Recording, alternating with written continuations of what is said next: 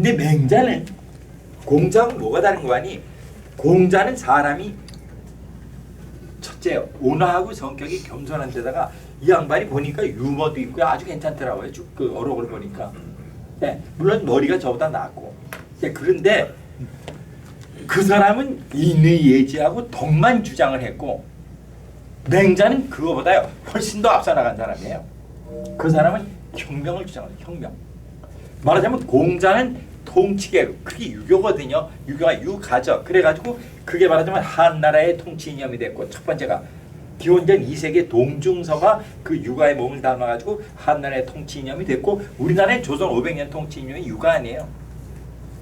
그런데 맹자는 그러니까 그 통치 이념이 뭔가 하니 왕이 덕을 닦아서 인과 예로 백성을 통치해서 평화로운 세상을 만든다.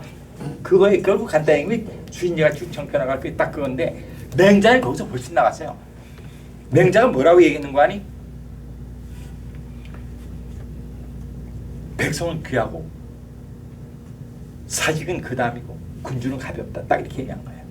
그리고 어느 나라 뭐 양효양인가 뭐 제선왕인가 어떤 왕하고 얘기하면서 그 왕이 얘기를 했어요. 왕의 입장에서 얘기해요. 통치자 입장에서.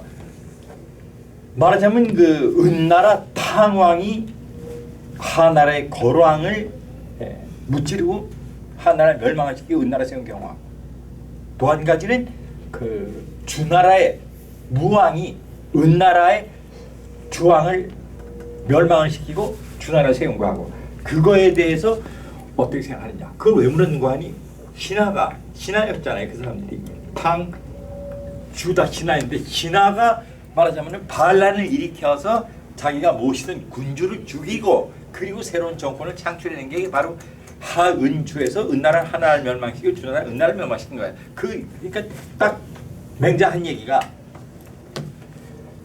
사람이 인을 잃으면은 예를 잃으면은 그거는 필부다 이 말이에요.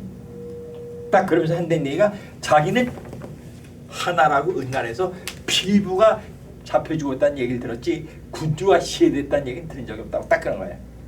그게 무슨 말인 거 아니? 공자는 그 당시에 주장한 것이 통치자를 대변을 한 거예요. 통치 이념만 주입을 시킨 게 공자였는데 맹자 시대 딱 와 200년 지났죠 벌써. 딱 와가지고는 군주가 시원치 않으면 혁명이라고 일으켜서 군주를 폐위된다고 맹자가 딱 주장하는 거예요. 그래서 이 사람은 공자에 비해서 훨씬 호기가 뛰어나고요. 그 다음에 그걸 의라고 그랬죠. 의. 인이 아니고 공자가 주장한 건 인이고 맹자가 주장한 건 의예요. 그래서 그 맹자 후배의 유가를 또 이은 사람이 순자예요. 순자. 그래서 여러분들 아시는 대로 맹자가 성선설이라는 거 주장한 거 들어본 적이 있죠. 순자가 성악설을 주장했고 그러면 성선설, 성악설이 과연 뭔가? 맹자가 얘기한 거는 사람은 근본적으로 선하다 하고 선을 향한다. 사람의 인성은 선 쪽으로 기울어져 있다. 이걸 얘기한 거예요. 사실은. 왜냐하면 사람은 누구나 타고나면서부터 측은지심이 있다 이 말이에요. 그래서 선하다고 얘기한 거죠. 근데 그건 그때 얘기고 요새는 보셨죠? 뺑소니 사고 나서 어떤 놈 차에 쳤다 들여다보지도 않아요. 그 옛날 얘기거든요. 다. 사람은 측은지심 같은 거 없어요. 그리고 이제 순자가 얘기한 게 성악설인데 순자는 뭐라고 그러는 거 아니?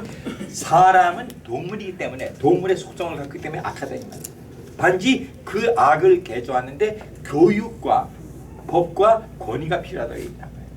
그래서 그 순자 때문에 말하자면 사람을 교화시키려면 제도가 있어야 되고 법이 있어야 되고 권위가 있어야 되고 이 말이에요. 그 결론이 뭐냐? 전제주의를 전제 정치를 순자의 이론 때문에 생겼고 그 다음에 법가라는 거 말하자면 이렇게 생각하시면 돼요. 그 나온 지금까지 얘기한 유가나 도가나 그 다음에 국가하고 법가하고 네 개의 차이를 쉽게 얘기하면은 옛날에 그 사라는 게 있었어요. 산업공상의 사 있죠.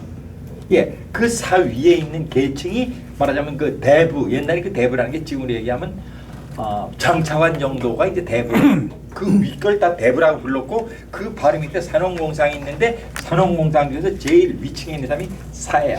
그 이 사라는 계급이 딱 대부하고 평민 사이에 있는 계급이에요. 그게 사라는 게 왜 생겼는 거 아니? 귀족 집안에서 장남이 승계를 해. 그 집안의 재산인 거보다. 그 차남 그 밑에 애들 있죠. 걔들은 재산도 없고 할 게 없는 거예요. 백수가 되네 백수가. 그런데 집안이 귀족이 돼가지고 농사도 못하고 장사도 못해요. 그 평생 건달로 지낼 수밖에 없죠.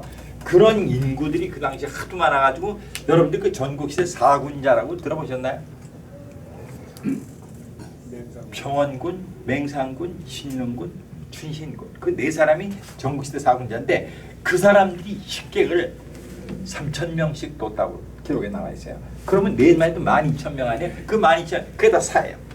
백수들이죠. 백수들인데 그 중에 재주가 좋거나 눈에 들면은 귀족이 되고 대부가 될 수 있는 길이 있고 안 그러면은 자기가 모시는 그 상사 눈에만 들어도 평생 밥 걱정은 안 하고 살 수가 있었어요 그 당시에.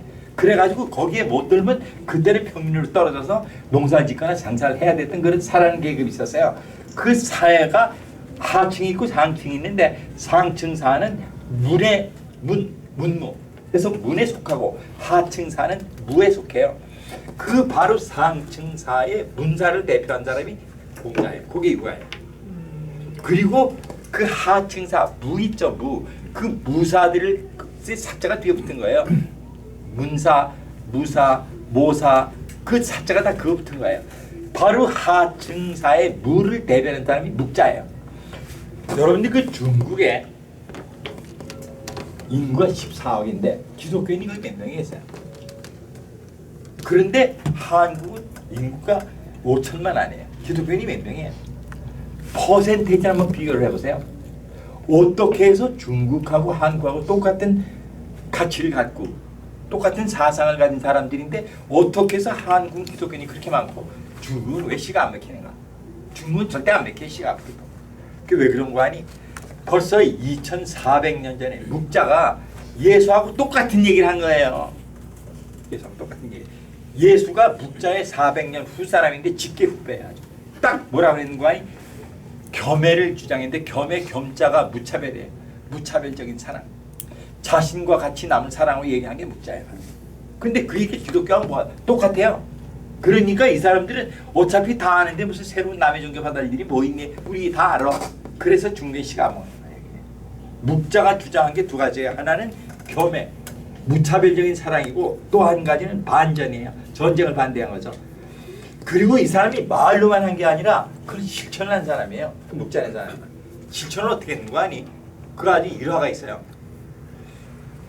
초나라에 그 공수관이라는 사람이 있었어요. 공수관. 근데 그 먼저 그 묵자는 사람을 조금 알아야 돼. 이 묵자는 사람은 사상가면서 그 당시에 물리, 기하죠. 기하, 물리, 수학 여기에 아주 귀세요. 그 묵자는 사람이. 오죽하면 소문이 묵자가 나무로 새를 만들면 나른다고 그랬어요. 이 사람이 얼마나 뛰어난지. 그래가지고 초나라에 공수관이라는 사람이 있는데 그 사람이 성을 공격한 운제 그 사다리차 있죠 왜 사다리차 이렇게 만들어 바퀴다라고 밀고 와서 그리 올라서 성 공감이 운제라고 그래요. 그 운제를 만들어서 송나라를 공격한다는 소문을 뜨는 거예요. 묵자가 송나라에서 묵자 보고 우리나라를 좀 도와달라 얘기한 적도 없고 구원을 부탁한 적도 없어요. 이 사람이 그 소문을 듣고 송나라 백성의 안위가 걱정이 돼서 열흘을 밤낮을 걸어가지고 초나라를 간 거예요. 가서 공수관을 만났어요. 그래가지고 공수관하고 얘기를 한 거예요. 내가 딱 죽여야 될 사람이 하나 있는데 선생님께서 그 사람을 죽일 수 없겠냐고. 그러니까 공수관이 아니 멀쩡한 사람을 왜 죽이냐고. 더군다나 나는 의로운 사람이 돼서 사람 죽이는 것 같으면 관심이 없다고. 그러니까 묵자가 또 얘기를 한 거예요. 그러면 천금을 드릴 테니까 그 사람을 좀 죽여달라고. 그러니까 공수관이 이제 기뻐하지 않는 거예요. 그 사람 죽이는 게 마음에 안 드는 거예요. 돈 얼마 주고 왔는데. 그래서 얘기를 한 거예요. 당신이 운제를 만들어서 송나라 친다고 하는데 초나라가 송나라보다 훨씬 강대국이에요. 초나라가 송나라를 치게 되면 얼마나 많은 사람이 죽겠느냐 이 말이에요. 당신이 운제를 과연 만드는데 그게 잘한 거냐 이 말이에요. 송나라 사람이 뭘 잘못했느냐 이 말이에요. 그 백성들이 뭘 잘못했느냐. 그래가지고 공수관을 설득을 했어요. 그건 의가 아니고 인이 아니고 덕이 아니고 설득을 했어요. 공수관이 넘어갔어요 그 사람한테. 그런데 그 공격을 하느냐 안 하는 초왕한테 달린 거예요. 초왕, 초나라 왕한테. 초왕 설득에는 실패를 한 거예요. 묵자가. 그래가지고 묵자가 제안을 했어요. 그러면은 이 공수만의 기계를 가지고 송나라를 쳐들어가서 전쟁하는 걸 모의 전쟁을 나하고 하자 이 말이에요.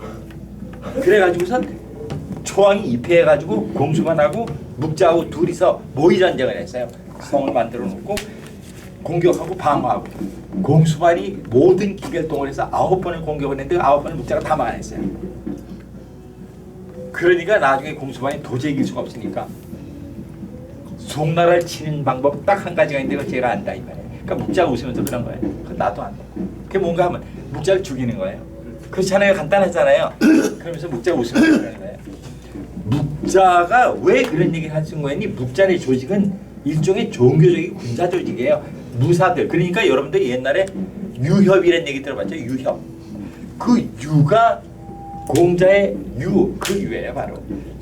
협은 바로 그 하층 사의 무사가 협이에요 바로. 그게 두 개 합쳐서 유협이에요. 그러니까 묵자가 웃으면서 그런 거예요.